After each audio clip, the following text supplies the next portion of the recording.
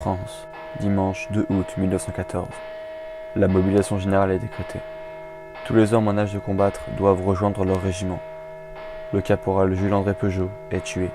C'est le premier mort de la Première Guerre mondiale. Yo les no-trashers, dans cette vidéo, je vais vous expliquer l'histoire du caporal Jules-André Peugeot, premier mort d'une guerre encore non déclarée. Jules-André Peugeot est né le 11 juin 1893 à Études dans le Doubs, au sein d'une famille modeste. Il est, en octobre 1912, instituteur sur la commune de Villers-le-Lac.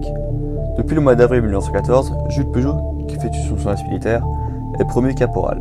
Au cours de l'été suivant, son régiment, faisant partie des troupes de couverture, il a pour mission de surveiller la frontière franco-allemande en cas de tension entre les deux pays, ce qui arrivera 4 mois plus tard. Le caporal Peugeot, commandant une escouade de la 6e compagnie du 2e bataillon du 44e régiment d'infanterie de Lons-le-Saunier, fait barrage le 2 août 1914 à un détachement de reconnaissance allemand de 8 hommes, du Jägerregiment zur Pferde-Nr. 5, le 5e régiment de chasseurs à cheval de Mulhouse, qui progresse vers Jonchery en venant de Favarrois après avoir violé la frontière française.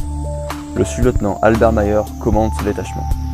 Après avoir sabré sans tuer la sentinelle française postée en avant de l'escouade, Mayer tire 3 fois en direction de Peugeot.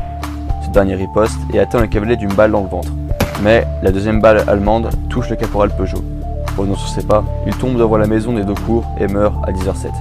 Il est le premier mort militaire français d'une guerre qui ne commença officiellement que le lendemain, le 3 août. Atteint d'une seconde balle française après celle de Peugeot, le sous-lieutenant Mayer est quant à lui le premier Allemand tué.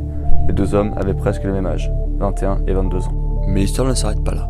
Le 26 juillet 1922, Raymond Poincaré, à l'époque président de la République, inaugure devant 5000 personnes à Jonchery un monument érigé pour le caporal Peugeot. Dans son discours, il explique que le caporal Peugeot a été assassiné car il a été tué un jour avant la déclaration de guerre avec l'Empire allemand. En juillet 1940, le monument est détruit par l'Allemagne nazie, mais il est reconstruit en 1959 sous la forme d'un mur souvenir. Le caporal Peugeot est perçu comme un martyr et plusieurs villes nomment des rues en son nom. Par exemple, la rue Anatole France à Paris est rebaptisée en son honneur. Et le 2 août 2014, une cérémonie est organisée à Jonchery pour le centenaire des deux premières victimes de la guerre de 14. Organisée par leurs descendants, la boucle est bouclée. Cette vidéo est désormais terminée, j'espère qu'elle vous a plu, et si c'est le cas, n'hésitez pas à vous abonner à ETN Trash ainsi qu'à ma chaîne. C'était Gwen, auf Wiedersehen.